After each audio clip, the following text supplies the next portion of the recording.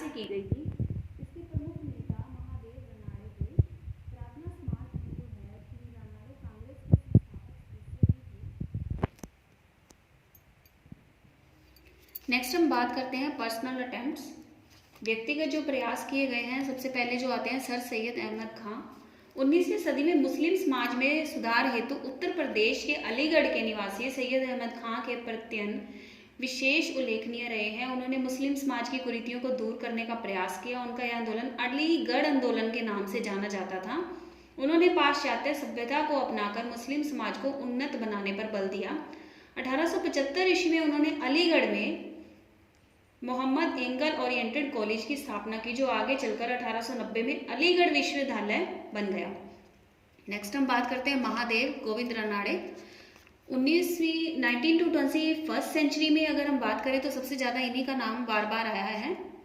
महादेव जो गोविंद रनाड़े ने महिला को उसकी करुणा स्थिति से उभारने के लिए विशेष प्रयत्न किए। उन्होंने विधवाओं के न रखे जीवन को समझा और इस सामाजिक बुराई के लिए विशेष परिश्रम भी किया। विवाह की कानूनी न्यूनतम जो आयु थी 16 से 18 वर्ष की आयु लड़कों के लिए, तो 10 से 11 वर्ष की आयु लड़कियों के लिए की। विवाह संस्कार पूर्ण दोनों पक्षों के लिए नगर परिषद जिला परिषद से लाइसेंस प्राप्त करना भी आवश्यक ठहराया गया। 45 वर्ष से अधिक के पुरुषों के लिए कुमारियों से विवाह करना विशेष रूप से निषेध कर दिया गया। नेक्स्ट हम बात करते हैं बाल गंगाधर तिलक की। बाल गंगाधर तिलक ने सामाजिक सुधारों के प्रत्येक महत्वपूर्ण कदम को स्पष्ट उठाया।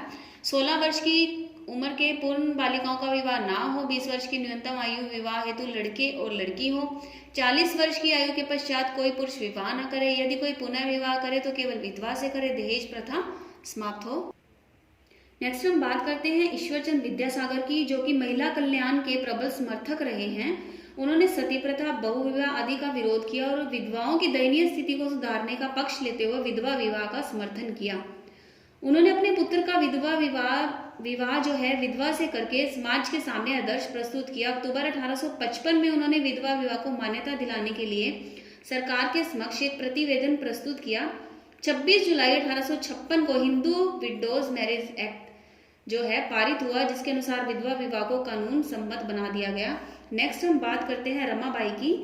रमाबाई जो है महिलाओं को शिक्षित करने और उन्हें अत्याचारों से मुक्ति दिलाने का आंदोलन आरंभ किया गया। उन्होंने असम को अपनी कार्यस्थली बनाया। उन्होंने आर्य महिला समाज की स्थापना की और 1832 ईस्वी में इंटर कमीशन के समक्ष उन्होंने नारी शिक्षा के विकास में संबंध में बहुत कुछ सुझाव रखे। नेक्स्ट हम बात करते हैं 19वीं शताब्दी जो है महिलाओं की स्थिति को सुधारने के लिए बहुत ज़्यादा प्रयास किए गए हैं। वैसे तो सती प्रथा पर रोक भी हुई है, कन्या वध पर भी रोक हुआ है, विधवा विवाह की अनुमति मिली है, बाल विवाह पर रोक हुआ है, महिला शिक्षा की जो प्रगति है, महिला मुक्ति आंदोलन है, महिलाओं में चेतना का उदय है, आर्थिक निर्भरता है। 19वीं शताब्दी के उत्तरार्ध में अगर हम बात करें तो समाज सुधार और शिक्षा प्रसार का जो कार्य है बहुत अधिक तीव्र गति से हुआ है, क्योंकि उस प्रक्रिया की गति धीमी तथा उसका सामाजिक क्षेत्र सीमित था, या ये कह लो कि किंतु महिलाओं की भावी प्रगति का द्वार ही खुल गया। श्रीमती जो लक्ष्मी एन मेनन के शब्दों में अगर हम कहें, फिर भी यह कहा जा सकता है कि इस काल की प्रगतिशील महिलाओं के लिए भी यह श्रेय प्राप्त होगा कि उन्होंने रूढ़िवाद के गढ़ को ध्वस्त किया तथा भावी पीढ़ियों के पथ को भी उन्होंने नवीन अवसर खोले। नेक्स्ट हम बात करते हैं women in the Indian freedom struggle. जो महिलाएं हैं, भारतीय स्वतंत्रता संग्राम में महिलाओं की जो भूमिका रही है वो आपके सामने ही है। आपको सभी के बारे में जो पता है, जो सबसे पहले आती हैं वो रानी लक्ष्मीबाई हैं। झांसी मराठों के अधीन एक छोटा सा राज्य था। यहाँ पर 5 जून 1857 ईस्वी को खुलेआम क्रांति का ऐलान हो गया था। यहाँ की रानी जो उस समय में थी वो लक्ष्मीबाई थी। रानी लक्ष्मीबाई ने स्थिति का मूल्यांकन करके किले के चारों ओर अपने आदमी तैनात कर दिए। शहर की चारदीवारी के आसपास मकानों को खाली करवा दिया गया और 22 मार्च को झांसी को घेर लिया गया। इस युद्ध में रानी लक्ष्मीबाई की सेना ने अद्भुत वीरता का प्रदर्शन किया। नेक्स्ट हम बात करते हैं बेगम हजरत महल की, जो कि स्वाधीनता संग्राम में भाग लेने वाली अनेक महिलाओं में से एक महिला बेगम हजरत महल है। इनके पति को अंग्रेजों ने नजरबंद करके उन पर बहुत अत्याचार किए। उस समय देश में सन 1857 की क्रांति छिड़ी हुई थी। चारों ओर मुक्ति आंदोलन के सेनानी अंग्रेजी सेना का विरोध कर रहे थे। उन्होंने बेगम हजरत महल को अपने नेता के रूप में भी प्रतिष्ठित किया। नेक्स्ट हम बात करते हैं कस्तूरबा गांधी की। नाम से ही पता चलता है कि गांधी कस्तूरबा जो है राष्ट्रपति पिता महात्मा गांधी की पत्नी कस्तूरबा गांधी को कौन नहीं जानता। उनकी यह पहचान गांधी जी के पत्नी के रूप में ही नहीं अपितु एक ऐसी महान देशभक्त तथा समाज सेविका के रूप में है जिन्होंने भारत के स्वतंत्रता संघर्ष में अहम भूमिका निभाई। उन्होंने गांधी जी के साथ रहकर व्यवहारिक तथा सामाजिक ज्ञान प्राप्त किए, अनेक समाज सेवी गतिविधियों में भाग लिया, पूरे जोश व उमंग से सत्याग्रहियों की सेवा तथा सहायता करने में बहुत ज्यादा तत्पर रही। नेक्स्ट हम बात करते हैं माता स्वरूप रानी की। माता स्वरूप रानी जो है पंडित जवाहरलाल नेहरू की जननी थी। उन्होंने भी भारतीय स्वतंत्रता आंदोलन में अपना बहुत ज्यादा योगदान दिया। अपने पति पंडित मोतीलाल नेहरू का भरपूर सहयोग किया। नेक्स्ट हम बात करते हैं श्रीमती कमला नेहरू। श्रीमती कमला नेहरू का जन्म 1900 के आसपास दिल्ली में हुआ। सन 1916 ईस्वी में उनका विवाह पंडित जवाहरलाल नेहरू से हुआ। वे एक दृढ़ विचारों वाली महिला थी। उन्होंने स्वदेशी का मुख्य रूप से समर्थन किया और उन्होंने स्वदेशी आंदोलन में भी बहुत ज्यादा भाग लिया और लखनऊ कारावास में उनको बंद कर दिया गया, लेकिन मोतीलाल नेहरू का स्वास्थ्य खराब हो जाने के कारण समय से पहले ही उन्हें रिहा कर दिया गया था। सन 1930 ईस्वी में उन्होंने गांधी जी के नमक सत्याग्रह में भी भाग लिया। लास्ट हम बात करते हैं श्रीमती एनी बेसेंट की।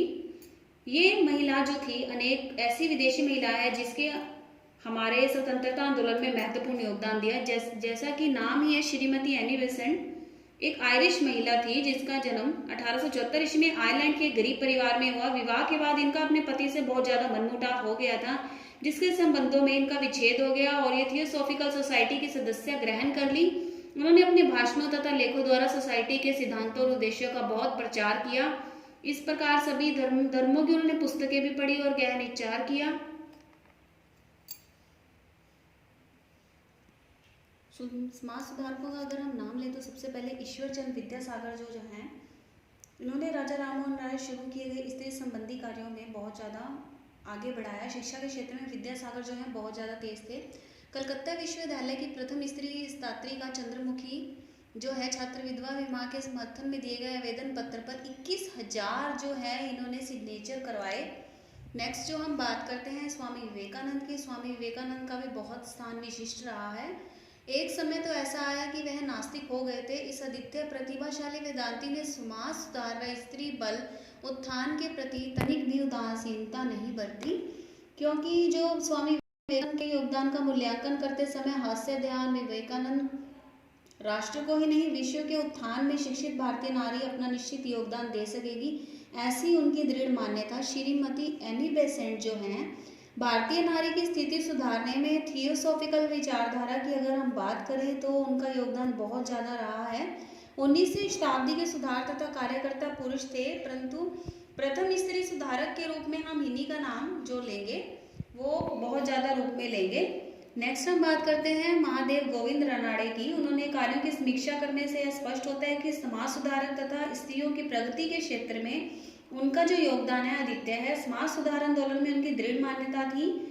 और जो लास्ट है वो है स्वामी दयानंद सरस्वती। हिंदू धर्म के जो सिद्धांतों को अत्यधिक प्रभावित करने वाले पुनरुद्वादी जिनका स्मरण किया जा सकता है स्वामी दयानंद सरस्वती हैं। और मुस्लिम सुधारक भी जो रहे हैं, उन्होंने हिंदू समाज तथा हिंदू नारी पर अंग्रेजी शासन तथा संस्कार के प्रभाव की चर्चा की है, जो कि मुस्लिम स्त्री का स्थान भी समाज में नीचा हो रहा है। उनके कानून में एक विशेषता दिखाई पड़ती है कि मुस्लिम नारी को कानून से ही उत्तराधिकार प्राप्त है। लास्ट हम बात करते हैं मूल्यांकन की। 19 to 21st सेंचुरी की अगर हम बात करें तो जो कंक्लूजन इसका निकलता है, राजा राममोहन राय के प्रयासों से लेकर समाज सुधारकों द्वारा स्त्री प्रगति के क्षेत्र में किए गए योगदान की चर्चा हम कर चुके हैं। कुछ प्रयास वेदकालीन समाज की पुनः स्थापना में भी, कुछ प्रयास उदारवाद के समाज के सिद्धांत को भी बहुत अधिक कार्यान्वित करने के लिए किए गए हैं। दोनों प्रवाहों ने स्त्रियों की उन्नति के लिए एक बौद्धिक चेतना पैदा की है। 1832 ईस्वी में सर्वप्रथम ब्रह्म समाज की स्थापना हुई, फिर उसके बाद अनेकानेक संस्थाएं एक के बाद एक स्थापित होती गई। सन 1848 ईस्वी में गुजरात में सोसाइटी की एक स्थापना हुई। 1875 ईस्वी में आर्य समाज की स्थापना हुई। सन 1887 ईस्वी में इंडियन नेशनल सोशल कॉन्फ्रेंस के तथा बाद में अनेक संस्थाएं जो अस्तित्व में आती गई, जिन्होंने प्रत्यक्ष रूप से स्त्रियों के स्थान को ढांचा उठाने तथा उनकी प्रगति में बाधक समस्त अवरोधों को धाराशाही करने का प्रयास किया। ध्यान देने योग्य सबसे ज्यादा तथ्य जो ये है, समाज सुधारक तथा पुनरुद्वादियों का ध्यान केवल उच्च वर्ग की नारियों की ओर ही था। पिछड़ी जातियों की जो स्त्रियों की समस्या तथा निम्न वर्ग की नारियों के प्रश्न को तो छुआ ही नहीं गया, क्योंकि अधिकतर समाज सुधारक उच्च स्तर से आए थे। समाज सुधारकों ने सामाजिक बुराइयों के प्रति ध्यान दिया। औरतों की आर्थिक प्रगति, आर्थिक स्वावलंबन पर जोर नहीं दिया गया।